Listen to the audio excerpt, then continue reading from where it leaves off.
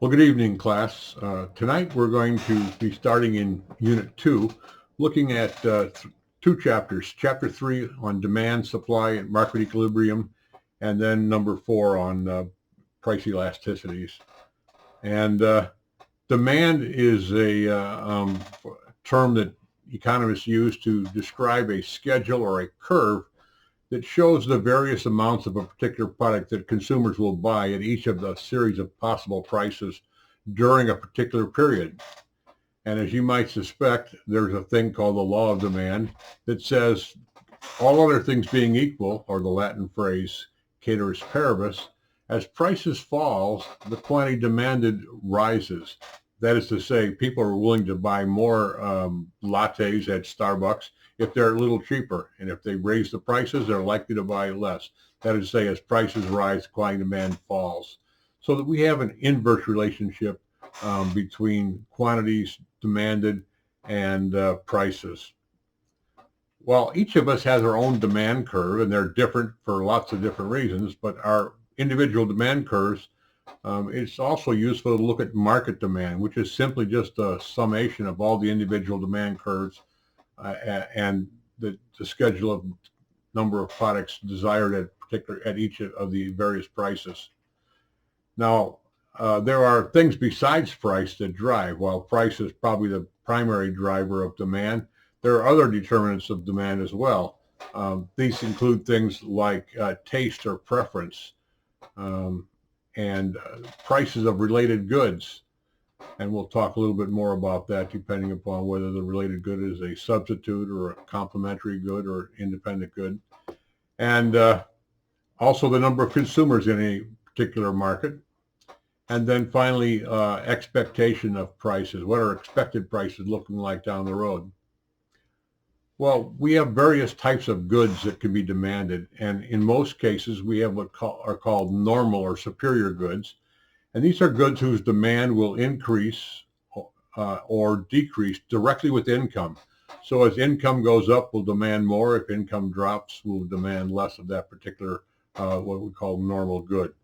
Some goods are called inferior goods, and these are goods whose demand will vary inversely with money income. So, for instance, I might eat a cheaper cut of meat, but if I suddenly have deep pockets and earn a little bit more money, I might eat that a little less often and go for steak a little more often.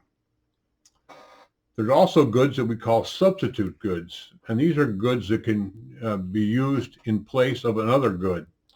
And that has a big impact on whether or not a particular good can easily raise its prices without affecting demand. There are also complementary goods. That is, the goods that are used together with other goods. So, for instance, you might think of Keurig coffee makers and then the K-Cups. If there are lots of Keurig coffee makers sold, then you might expect to see a lot of complementary goods, which are the K-Cups, also being sold. And then finally, we have what we call independent goods. And these are goods whose price has no effect on the other supply. So, maybe pickles and hubcaps, no relationship whatsoever. These are independent goods. Well, we also have the flip side of demand. Consumers or purchasers or buyers express their preferences in the demand curve. The supply curve is essentially a schedule or a curve showing the amount of product that producers, people who manufacture or sell goods, will make available for sale at each of the various prices. And just like there's a law of demand, the law of supply says that other things being equal, as price increases, the quantity supplied will also increase, and that as price falls, the quantity supplied will fall. And once again, just like there's a market demand, there's also market supply, which is the aggregate sum of all the individual producers at the various prices. Well, just like demand has other factors that affect the quantities that consumers will ask for, supply side determinants also exist. And these include things like resource prices. And there's an inverse relationship between the cost of resources and the quantity that producers are willing to supply. Think about it: if at a increase in a raw material used to make your goods would result in a drop in the amount that a company would be willing to supply at certain price levels. Um, Technology has a direct relationship in that technology can make it possible to make the cost of manufacturing or providing goods and services cheaper, and therefore they'd be willing to provide more of it at lower prices because of technology. Things like taxes and subsidies also have an impact. Taxes is like another resource cost or something. It's something that producers have to pay. And as taxes on their products go up, there's an inverse relationship with the amount they're willing to provide. And then subsidies are things like government support for agricultural goods.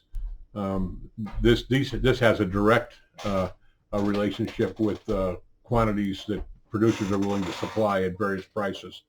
We've had all kinds of agricultural subsidies. In fact, you might look at sugar as a good example.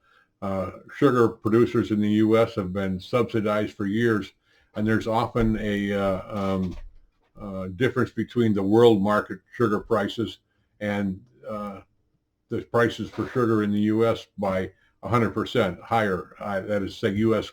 sugar is 100% higher than the world sugar price. Things like the prices of other goods also has an impact on the amount of supply that producers are willing to give at certain price levels. And then finally, number of suppliers in the market will also cause suppliers to perhaps supply more or less depending upon the nature of the suppliers that join the marketplace. Well, just like demand can shift and change, supply can change as well. And so we need to be aware, both in the case of demand and supply, that there's a difference between movement along a single curve and shifting of the entire curve. Movements along the curve are just reactions to different prices. Shifts in supply curves or demand curves is a function of some other intervention in the marketplace, like a new technology or change in taste, a fad or fashion changes or something.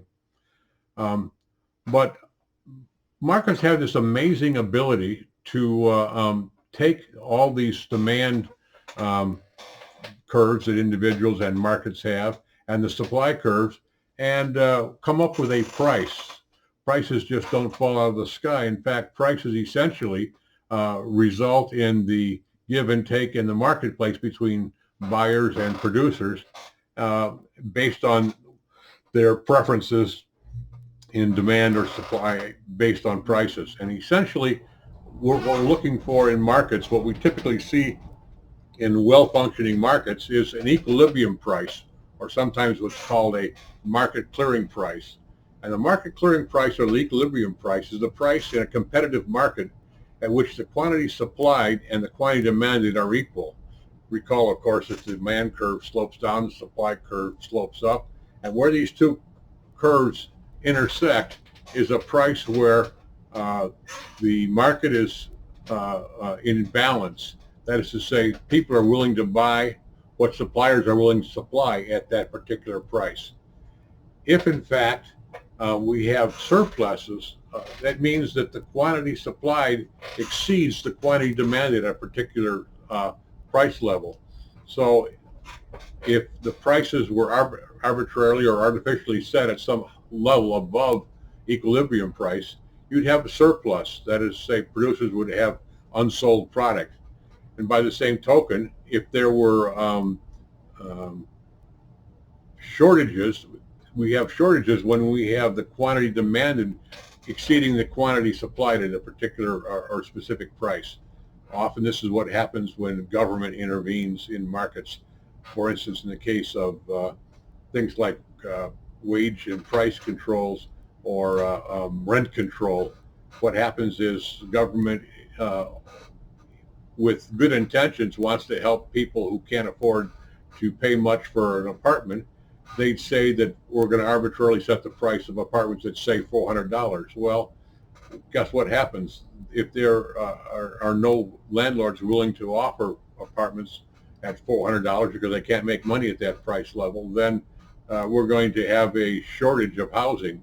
And again, oftentimes government politicians will enact laws or regulations that work only in a static world. But the fact of the matter is our markets and our economy is a dynamic one, and people will change their behavior based on things like taxes or floors or subsidies. And so we need to have free markets in order to establish prices that will clear the market. The ability of competitive forces of supply and demand to establish this market clearing price is what's called the rationing function of prices. And by that, we have an efficient allocation of resources, and we also have a situation where we don't run into excess surplus, or we end up with shortages. Well, changes in demand but not in supply will have results. In the case of where demand goes up,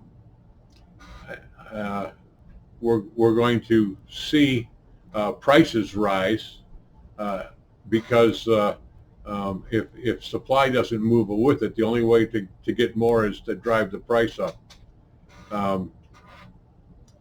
Changes in supply, not demand, have situations where supply goes up, then prices will drop down. You know, you see stores advertising that we have too much inventory, we got to get rid of it. And the way they get rid of it is drive the prices down in order to soak up the excess supply. If there's changes in both supply and demand at the same time, now it depends upon what the size of each of these relative changes is.